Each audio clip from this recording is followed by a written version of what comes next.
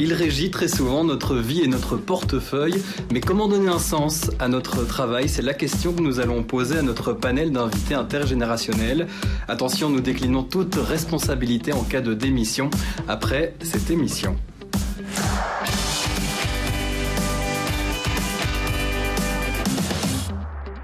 Bonsoir à tous, c'est un réel plaisir de vous retrouver pour ce nouveau numéro de C'était mieux maintenant en ce jour de Blue Monday. Alors le Blue Monday, c'est quoi? C'est un terme que les médias apprécient, évidemment, il peut faire le buzz. Pour rappeler que d'après des études certainement hautement scientifiques, le 3e lundi du mois de janvier est le jour le plus déprimant. Est-ce que la déprime n'est pas souvent liée à notre travail? C'est ce qu'on va voir un peu avec nos 4 invités de générations et d'expériences différentes. Autour de la table, André Langenries.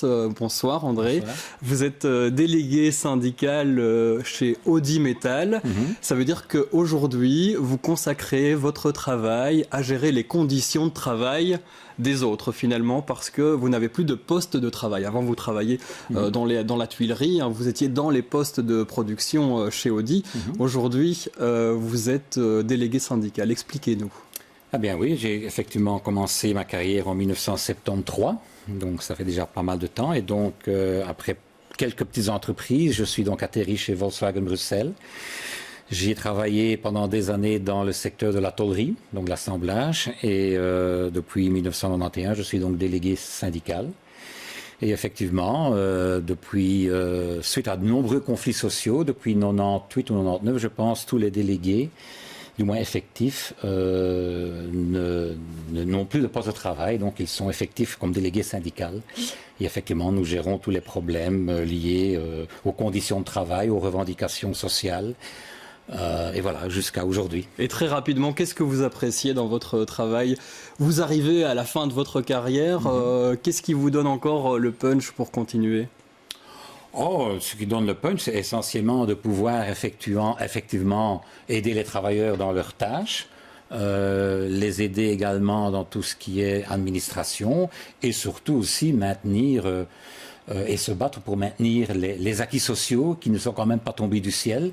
Et aujourd'hui, on voit que les acquis sociaux sont de plus en plus menacés. Et donc, c'est aussi sur ça que je tiens à rester le plus loin possible.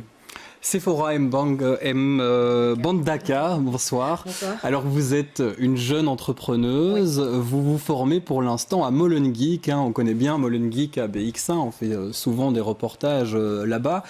C'est une antenne de Molenbeek qui essaye de développer le web développement. Vous faites partie aussi du projet Girl League, c'est-à-dire qu'on veut rappeler simplement que les femmes aussi peuvent s'initier à la technologie. Exactement. En fait, Girl League est une plateforme où on essaie d'informer les femmes sur la technologie, parce qu'on se rend compte que dans la technologie, les femmes ont du mal à se mettre dedans. On pense souvent que c'est des métiers d'hommes, etc. Mais au final, pas du tout. C'est ce que vous allez nous prouver ce soir. Vous avez commencé votre carrière un peu particulièrement parce que vous avez été maman très tôt. Oui. Donc vous avez dû jouer entre votre boulot de graphiste, de passionné de la photo, aussi avec un petit garçon qui a aujourd'hui 7 ans. Oui. Exactement, en fait j'ai eu mon fils très très jeune, mais j'ai repris les études parce que moi je voulais travailler, je voulais pas travailler, me forcer à prendre un boulot pour prendre un boulot, et je voulais travailler de ma passion. Et du coup, j'ai repris des études d'art, j'ai fait du graphisme. Ensuite, j'ai travaillé un petit peu en tant que graphiste, et puis je me suis formée dans le web, en fait, du coup, à Molenbeek. Et alors, pourquoi vous avez décidé de vous engager vers une carrière plutôt d'entrepreneuse, donc ça veut dire plutôt d'indépendante? C'est ça que vous voudriez faire? Oui, voilà, moi j'aimerais bien lancer mon propre projet et pas forcément travailler pour quelqu'un toute ma vie. Je pense que c'est un peu les gens qui veulent entreprendre, je pense que c'est un peu la mentalité qu'ils ont, et puis avoir ma propre vision du coup de mon travail, ma propre organisation, et voilà. Parce que travailler pour quelqu'un, on le voit dans une étude sortie aujourd'hui justement pour le Blue Monday. Ça a été repris dans un article de la dernière heure ce matin. 92% des employés qui ne sont pas satisfaits de leur travail. C'est une étude menée auprès de 17 000 Belges par le prestataire de services RH Agilitas. Alors voilà, ces chiffres, Laurent Ledoux, vous qui êtes un expert en la question, on va expliquer pourquoi. Est-ce qu'il vous semble correct déjà quand vous entendez ça? Est-ce que c'est vous ce que vous entendez par ailleurs? Oui, en tout cas, ça reflète effectivement les études Gallup, par exemple, qui sont menées dans le monde entier et qui montrent qu'aujourd'hui, en Europe en tout cas, il n'y aurait que 10% des employés qui se considèrent comme engagés au travail. 70% se disent non engagés, c'est-à-dire qu'ils considèrent qu'en fait, ils sont là juste pour attendre qu'on leur donne des ordres à exécuter, mais ils ne prennent pas vraiment d'initiative. Et il y aurait donc 20% qui se disent activement désengagés, c'est-à-dire qu'ils sont tellement frustrés de leurs conditions de travail qu'ils en vont parfois jusqu'à saboter le travail sur place, y compris de leurs collègues. Donc, et j'en profite pour vous présenter, parce que vous avez beaucoup de choses à dire là-dessus, et c'est pas pour rien. Vous avez géré pas mal d'entreprises, qu'elles soient privées, publiques. On vous a peut-être connu, nos téléspectateurs vous connaissent peut-être, parce que vous avez été président du SPF Mobilité. C'était à l'époque de Jacqueline Galland, où vous avez essayé de révolutionner le management là-bas. Comment ça s'est passé en quelques mots? Écoutez, ça s'est bien passé parce que je pense qu'il y avait effectivement une bonne dynamique au sein du SPF Mobilité. Et je pense qu'on a pu vraiment déployer toute une série d'actions qui ont permis de créer de meilleures conditions de travail. Et les raisons... Comme lesquelles, par exemple? Eh bien, si vous voulez, il y en a beaucoup, mais nous avons, par exemple, supprimé l'obligation de pointer. Parce qu'effectivement, pour beaucoup de collaborateurs, le fait de pointer n'est pas quelque chose qui leur plaît, ça leur donne l'impression d'être contrôlés. Alors, je ne conteste pas, et surtout pour André, le fait que le pointage puisse être aussi considéré comme un acquis social. Mais justement, nous n'avons pas décidé de supprimer le pointage, simplement de donner à ceux qui voulaient en sortir la possibilité de le faire. On a favorisé le télétravail jusqu'à 3 jours par semaine. On a favorisé toute une série de libertés qui permettaient aux gens de s'approprier plus facilement leur travail, de combiner au mieux la vie privée et le travail professionnel. Voilà quelques éléments. Et aujourd'hui, maintenant, votre boulot, c'est d'aider d'autres entreprises à essayer d'aller vers un management libéré, c'est comme ça que vous l'appelez? Effectivement, oui. C'est une façon de le dire qui peut être problématique, mais je pourrais expliquer après ce qu'il en est. Voilà, on aura l'occasion d'y revenir. Caroline Bouchat en face, bonsoir. Bonsoir. Alors Caroline, ce qui nous a donné envie de vous inviter, c'est un post sur Facebook. Vous êtes en période de chômage depuis 8 mois environ, et vous écrivez, on va le voir tout de suite, que l'activité qui remplit le frigo et paye les factures ne nous définit pas, bien que seule identité légitime aux yeux de l'État, du marché, de cette société où le métier est le premier ciment social. Elle est aussi le gage de réussite aux yeux de bon nombre de vos amis. Mais vous n'avez jamais été connecté à votre propre identité, aussi bien que lors de cette année, une année qui serait décrite d'inactivité par l'administration, mais pas par vous. C'est un peu ça? Oui, c'est un peu ça. Donc, ça fait en fait plus d'1 an, en novembre 2017, que j'ai quitté une entreprise dans laquelle je travaillais depuis bientôt 4 ans. Et j'en ai profité, ça a été un sacré changement et un sacré tremplin en fait pour moi d'être licenciée, c'était des licenciements économiques. J'en ai profité pour partir 5 mois à l'étranger et je suis revenue cet été. Où là, je pensais en fait, une pensée un peu arriviste, travailler dès le mois de septembre assez facilement. Et là, je me suis rendu compte que ça serait pas si facile parce que un emploi, comme beaucoup le savent à Bruxelles et en Wallonie, c'est pas si facile d'en trouver. Et en fait, il y a tout un monde de possibles qui s'ouvre à nous. C'est une vacuité qui effraie, mais qui est assez excitante si on le prend positivement et on arrive à rebondir par rapport à ça.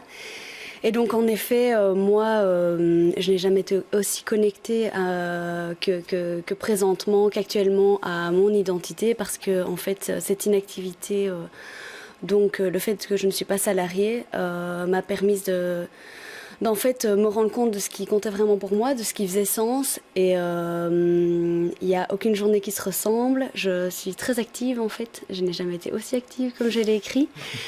Je fais beaucoup de bénévolat, je suis très engagée et je me rends compte que voilà, en fait, j'ai jamais été aussi active pour la société.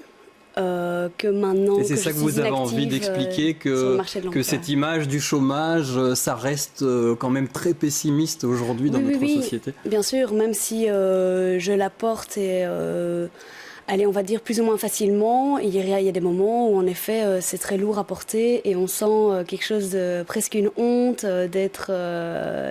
d'avoir cette étiquette de chômeuse, parce que la racine de ce mot n'est pas très positive en effet.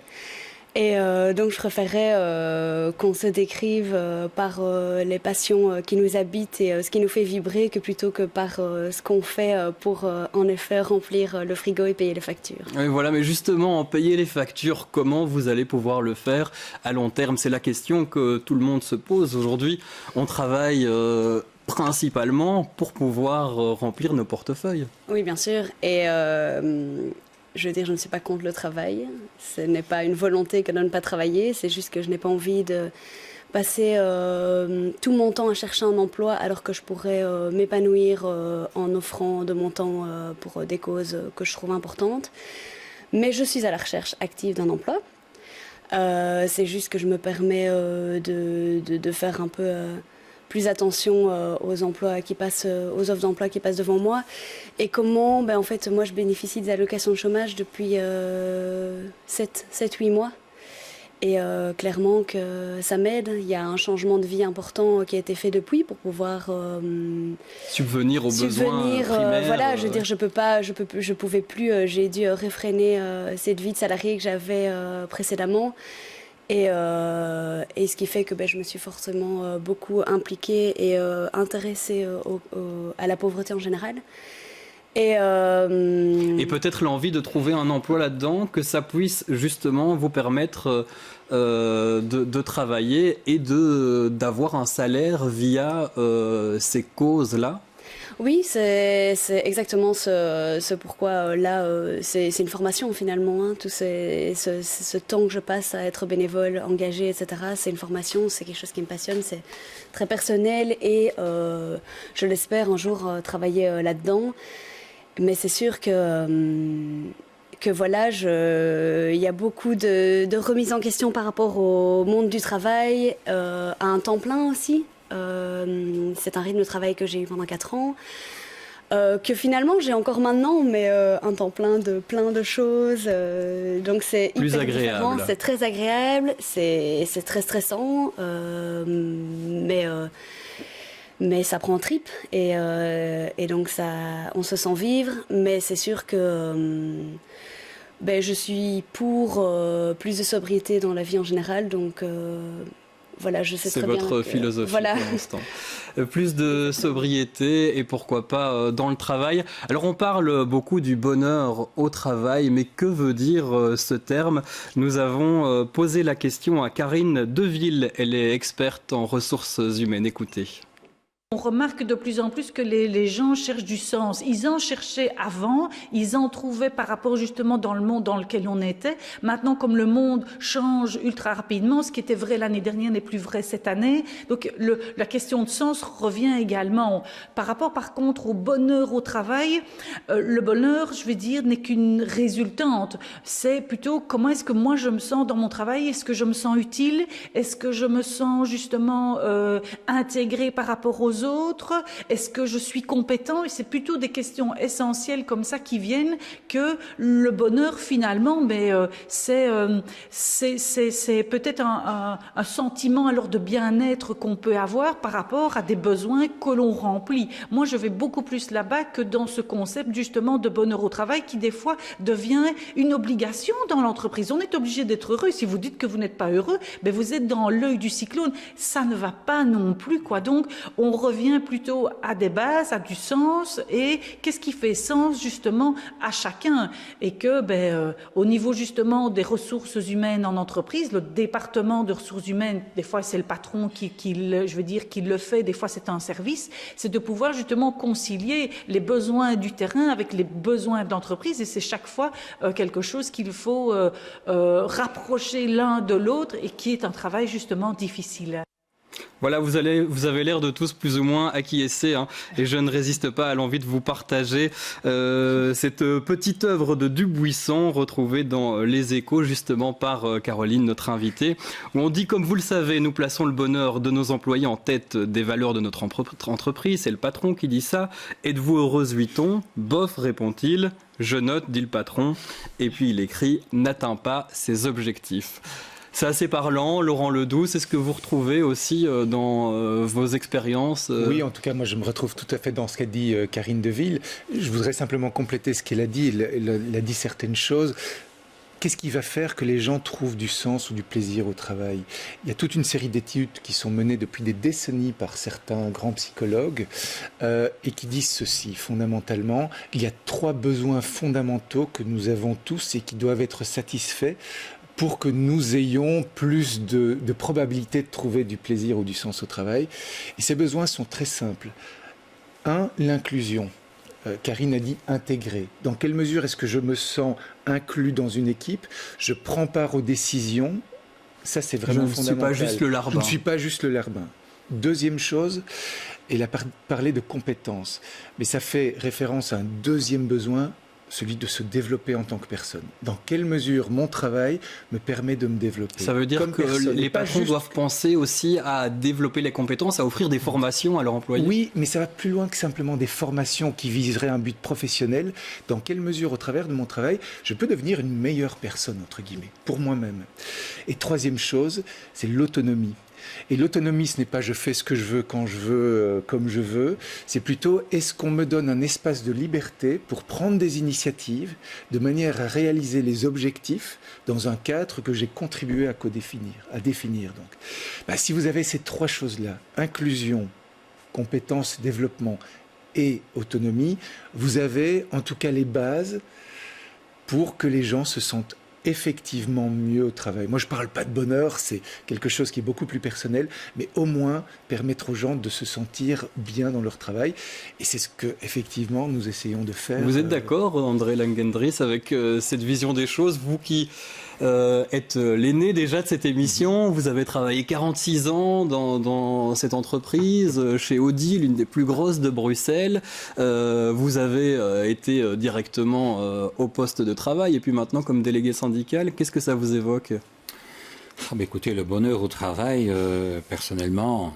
Mais plus que le bonheur, les 3 principes annoncés par Laurent, les compétences, l'inclusion... Oui, d'accord, les compétences, se sentir intégré dans l'équipe où on travaille.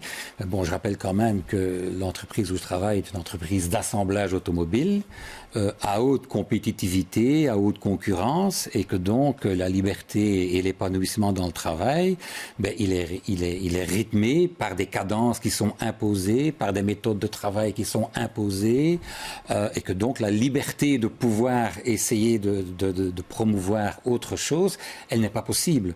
Qu'est-ce que vous répondez aux entreprises quand vous allez les voir? Je suis d'accord avec André sur le fait que c'est le cas de beaucoup d'entreprises, mais dire que ce n'est pas possible n'est pas correct non plus, puisqu'il y a des entreprises dans ce type d'industrie. Je prends par exemple l'exemple de Favi, qui fait des pièces pour l'industrie automobile, effectivement en laiton, qui sont en concurrence avec les Chinois. Au départ, ils fonctionnaient, comme vous l'avez dit, avec des cadences imposées, etc. Ils ont mis en place toute une manière de fonctionner qui est totalement différente et où ce sont les collaborateurs eux-mêmes qui, organisés en petite équipe, décident de la manière dont ils organisent leur travail.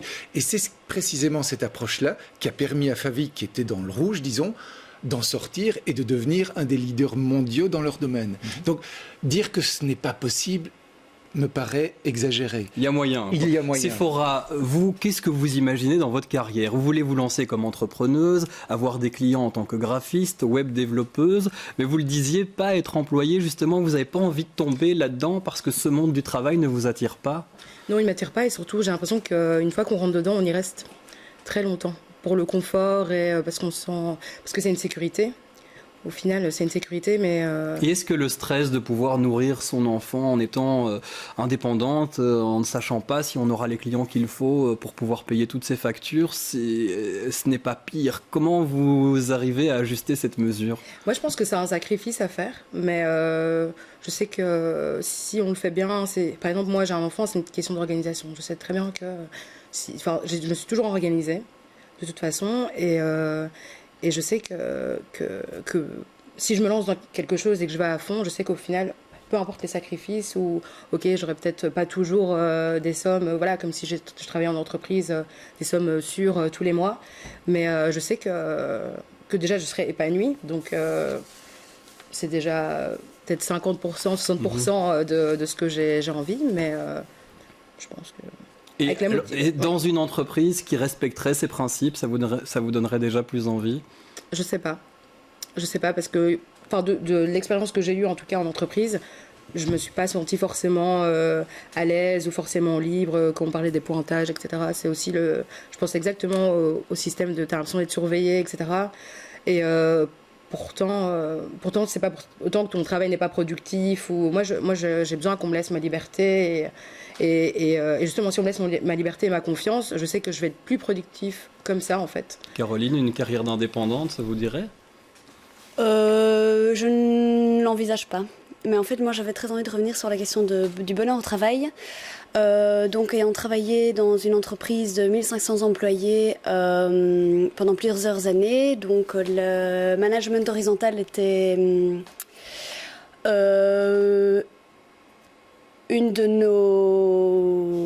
une communication phare en tout cas en interne et une grande promesse aux employés qui a été en fait très mal prise en interne parce que c'était plus du well-being washing qu'autre chose. Comment sortir de ces entreprises au management démocratique pour aller vers une sorte de management un peu alternatif comme la sociocratie, etc. Laurent? Bien, en fait, vous pointez quelque chose de fondamental, c'est qu'il ne suffit pas de le clamer, encore faut-il le faire, et ça passe avant toute chose par un changement de posture de la part du management. C'est-à-dire, en général, on a une posture haute, ou comme le disait André, on impose des choses aux collaborateurs, à passer à une posture basse, où on est au service des collaborateurs. Et là, c'est tout à fait différent. Donc, je dirais qu'effectivement, aujourd'hui, il y a un risque énorme, et c'est le cas dans certaines entreprises, qu'on vous vende des choses extraordinaires, et on va tous être amis, et tous être heureux, et tout va bien se passer, et on va mettre une table de ping-pong, et même des chaises oui, c'est ce qu'on voit par exemple dans les nouveaux espaces de coworking. Et ça, c'est effectivement de l'enfumage de première classe. Là où ça doit commencer, c'est dans le chef de chaque personne qui a des responsabilités de management, de se dire, ok, dans quelle mesure est-ce que je suis prêt à changer mon rapport au pouvoir et à réviser de manière très concrète la manière dont on organise la coordination des activités dans l'entreprise. Et là, c'est effectivement une autre paire de manches. C'est pour cela qu'aujourd'hui, il y a effectivement des entreprises qui arrivent à aller dans ce sens-là, mais elles restent très très minoritaires. On va parler un peu des conditions de travail parce qu'on arrive déjà à la fin de cette émission, ça passe très vite, hein. Je vous le disais en la préparant. Alors André Langendries, en parlant des conditions, c'est votre boulot, on le disait. Il y a une période clé dans votre carrière, c'était en 2006 lorsque Audi a été restructuré. Ça veut dire que combien de personnes ont été licenciées ? Plus de 4000 personnes ont perdu leur emploi donc à la fin de l'année 2006, puisque les éléments de productivité qui se font de plus en plus forts fait en sorte que ça a un impact direct sur l'emploi restant et que donc à un moment donné les objectifs sont ce qu'ils sont, ils sont imposés par la maison mère et donc inévitablement ça a un impact sur l'emploi restant et on supprime comme ça d'emblée 4000 emplois.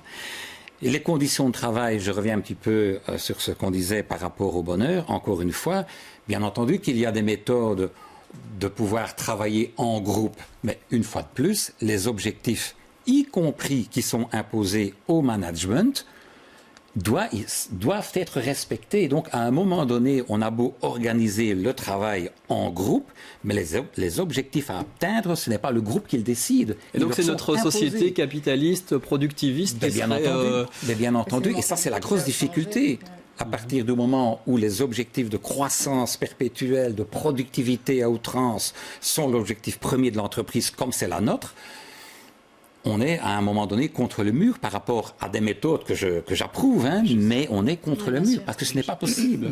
En plus, la peur de perdre son travail, le fait d'avoir des sous-statuts, tout ça ne bénéficie pas à pouvoir motiver les personnes dans son travail. Les restructurations, elles sont encore nombreuses, on l'a vu récemment avec Proximus, plein d'autres entreprises. J'ai été replongé dans nos archives, comme je le fais souvent pour cette émission consacrée aux différentes générations. Et nous allons directement entendre un délégué syndical de la société Socodrink, une filiale de Coca-Cola. Nous sommes en 1989. Je vous ai laissé le jingle pour voir ce que ça donne.